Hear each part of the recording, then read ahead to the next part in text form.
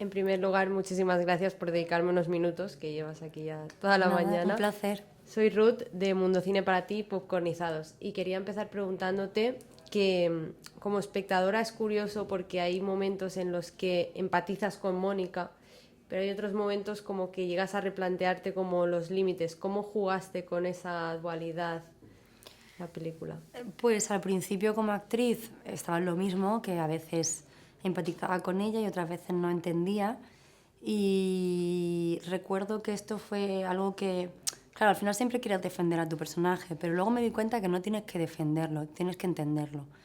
Y creo que a Mónica solamente la podía entender desde ese dolor, desde la pérdida, de decir, ella está perdida en esta situación donde tenía que entenderla casi haciendo un análisis de su background, ¿no? De dónde viene ella. Ella viene de cuidar, de estar como un tiempo apoyando a una persona que... Entonces ya está en un momento muy concreto, y cuando empecé a entender esto, que tenía que entenderla sin entenderla, como no pensando tanto y interpretándola desde la parte visceral, que es donde ella cae en el deseo, donde cae como en esos impulsos, entendí que tenía que dejarme llevar con este personaje, que tenía que utilizar como unos mecanismos que, bueno, donde de alguna forma era un acto de confianza, y un acto de confianza en la propia historia y en el director. Vale. ¿Y crees que en un primer momento el espectador, cuando vaya a ver la película, puede juzgar a Mónica demasiado rápido al ver? Sí, cuento con ello. O sea, es un personaje que tiene todos los votos para que al principio no caiga bien de alguna manera o esté perdido. Sin embargo, yo creo que Chema ha sabido, con todo el tema que le ha metido de un estilo que es un drama familiar, pero tiene un estilo que es casi que roza un poco el thriller, tiene algo inquietante, y creo que esa parte inquietante la aporta precisamente Mónica. Y creo que con esos silencios, con ese sabes que está ocultando algo y no sabes qué, pero creo que lo ha transformado en algo misterioso más que en algo oscuro y que genera rechazo. Creo que quieres saber. Creo que el suspense viene un poco de la mano de Mónica, y creo que esta mirada ha ayudado a que este personaje, bueno, de alguna forma no la juzgues tan rápido, a pesar de que todos los personajes la juzgan desde el principio. Pero tengo la sensación de que el espectador igual va a tardar un poco más en juzgarla. Luego va a haber un momento donde se va a perder y luego ya al final entenderá todo, ¿no? Pero Correcto. como que creo que el personaje de Mónica es un poco el hilo del suspense, es un poco la que va guiando el hilo conductor del suspense en la película. Y si ella pudiera verse desde fuera, imagínate, Mónica sentada en el cine, ¿qué crees que sentiría? Mucha vergüenza. Mónica sí. Claro, yo creo que es un personaje que se siente muy culpable. Sentiría mucha vergüenza porque no es algo que la defina. O sea, yo creo que es un personaje que está en un momento muy determinado, con una... Ella siempre jugábamos y la hablaba con Chema, que está deprimida. O sea, ella tiene un episodio de depresión, ansiedad. No puede tampoco, digamos, en detenerse porque tiene que estar al lado de su pareja por lo que él está viviendo, y como que no está poniendo el foco en ella misma, pero la realidad es que es un personaje que actúa como actúa porque busca un poco de luz y busca un poco de vida en un momento cuando está al lado de una persona que se le está apagando la vida, de alguna manera. Entonces, siento el spoiler, pero es que, claro, necesito explicar en el momento en el que está el personaje, porque es que para mí esto era clave jugar esa dualidad entre es un personaje que busca vida, y así en la primera conversación fue esto tan abstracto que me dijo Chema, pero lo entendí perfectamente. Porque a mí cuando me leí el guión hubo algo, me gusta la historia, a Mónica la entiendo, pero no la entiendo, pero hay algo intuitivo que la entiendo. Y cuando hablé con Chema, recuerdo que me dijo esto y dije, ya entiendo por qué la entiendo. O sea, hay veces que vivimos cosas y son como intuiciones. Uno vive, o sea, a veces no tienes que ponerle palabras a cosas que sabes. Y me pasaba un poco con ella. Y cuando él me lo explicó, entendí que hay veces que cuando estás en situaciones así muy extremas, igual, no sé, la gente hace cosas que no es algo común en ella. Por eso ella, si se sentase en la butaca, diría... De hecho, yo creo que el personaje al final de la película es muy consciente e intenta poner freno, pero ya ocurrió. Entonces ella no se siente culpable y se siente avergonzada, pero bueno.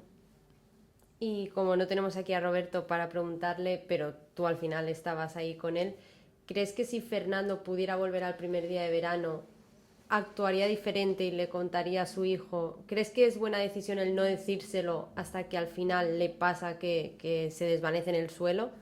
¿Debería haber actuado distinto? Sí, yo creo que al final la película un poco el reflejo que quiere hacer de las relaciones personales, yo creo que precisamente es eso, ¿no? Hay veces que ya no tenemos oportunidad de contar cosas y damos por sentado o damos por hecho conversaciones, bueno, ya tal, o la vida, o cosas, ya lo haré. Y yo creo que al final la película, de una forma muy sutil, pero sí cuenta esto. O sea, sí cuenta a veces no hay un mañana y se quedan ahí los secretos para siempre y se quedan conversaciones pendientes. Y yo creo que si Fernando pudiera ir atrás, él tendría la conversación, pero mucho antes. Y también el decirle te quiero a su hijo, que eso se ve hacia el final ya. Total. Y de hecho Mónica le dice al principio de la película que es una de mis favoritas. Hay como dos secuencias que me gustan mucho y esta mi como de conversación así cuando están en la cocina, que es es la presentación del personaje de Mónica, le dice, aunque no lo diga mucho, pero tu padre te quiere. Porque creo que es algo muy común, sobre todo en determinadas generaciones, como generaciones atrás, que, bueno, los hombres especialmente no estaban muy educados bueno, en la parte emocional, ¿no? En comunicar las emociones, en tener esa responsabilidad afectiva que luego esto tiene consecuencias en la pareja, en las relaciones familiares. Entonces, bueno, hay algo también interesante de ver las consecuencias que tiene el no reeducarse en la expresión, sea la que sea, ¿no? En este caso, pues la expresión afectiva, porque tiene consecuencias en su hijo y entonces, bueno, aunque sea tarde, finalmente lo hace, pero al principio de la película ya lo dice, aunque no te lo diga, él te quiere. ¿Y cómo fue con Pau construir esa química, esos impulsos a modo relación de pareja? ¿Cómo fue trabajarlo con él para que se viera en la película reflejado? Fue muy fácil porque es muy buen actor y es muy buen compañero, entonces fue fácil crear esta química. Pero recuerdo que fue con los ensayos, luego también tuvimos mucha coreografía de toda la parte íntima, de las escenas de intimidad. Entonces, quieras que no, al final era como un baile. Entonces era como aprender a bailar. Vale, eso hay que hacerlo así, así. Y nos reímos mucho también. También hubo momentos de, a pesar del drama, de la intensidad emocional, pero fue divertido rodar esta película.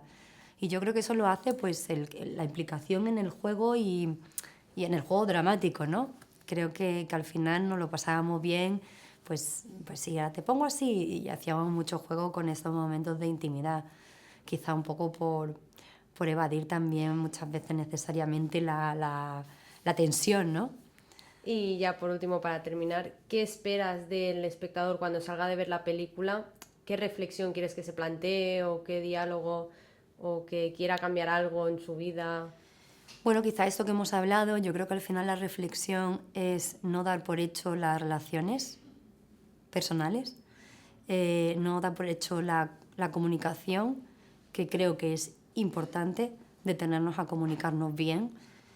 Y también creo que al final la película es un viaje sensorial, es disfrutar en la cotidianidad de estos personajes que creo que mucha gente se puede sentir reflejada. Creo que también es este viaje por los sentidos del calor, del placer, de esos días de agosto y del deseo, ¿no? Yo creo que es un viaje sensorial muy bonito, porque la película plantea un escenario precioso y creo que la historia, en la intimidad y la naturalidad que tiene, plantea un universo de sensaciones. Pues ya está. Muchísimas gracias, Mari. Un Nada, placer. nada.